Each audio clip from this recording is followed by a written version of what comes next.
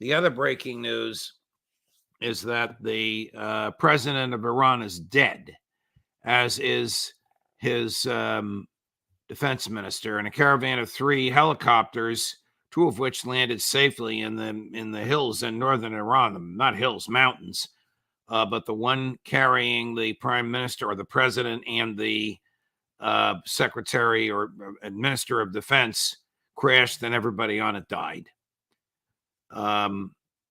Is this just an unfortunate mechanical or weather-related accident, or is there any evidence of foul play of which you're aware? This is so early, it's impossible to say. Look, I will say this. Historically speaking, helicopters, mountains, and bad weather are not a good combination.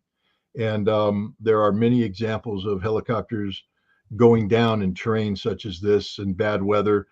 Even the best pilots, when they transition to instrument flight rules, IFR, out of visual flight rules, don't make the transition properly, and they get disoriented, and the helicopter crashes. They close with the terrain too fast, and you get a crash like this. Right now, if I were in a casino and forced to bet, my bet would be that this is just a tragic accident. But they'll recover the black box. They'll do the forensics, and they'll come up with the appropriate thing. I think the more important thing here is what happens to Iran now. And I think, many people who don't study Iran. First of all, let me just add this. I met the president and it was the foreign minister, not the defense minister, who died on this. I met them last September and had conversations with them about, ballistic missiles, nuclear policy, and deterrence policy, which were relevant to what just recently happened back in April.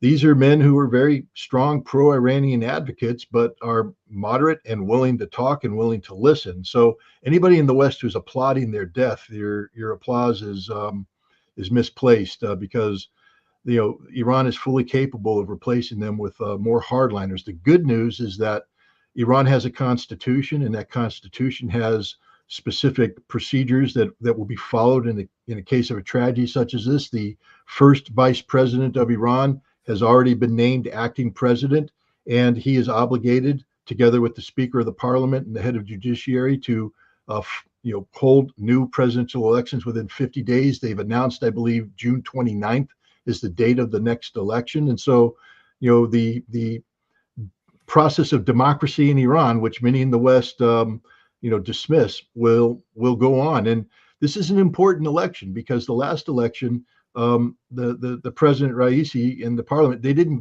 didn't get a great turnout. And for the Iranians in particular, since the formation of the Islamic Republic, the Ayatollah Khomeini, the founder, said it's essential that the Iranian people participate in these elections, because that shows their support for the Islamic Republic. And based upon the last results, the support was waning. And it'll be interesting to see if the Iranian government can not take advantage, but build on the sympathies that have accrued to Ebrahim Raisi amongst the Iranian population, to see if they can get a better turnout and give whatever government replaces Raisi a more popular mandate to govern at a critical time of transition. It's not just the conflict in Gaza, but BRICS and Iran's role in the expansion of BRICS, Iran's role in peace and stability in the Middle East, its reconciliation with Saudi Arabia. All of these were done under Raisi, and it'll be important for Iran to get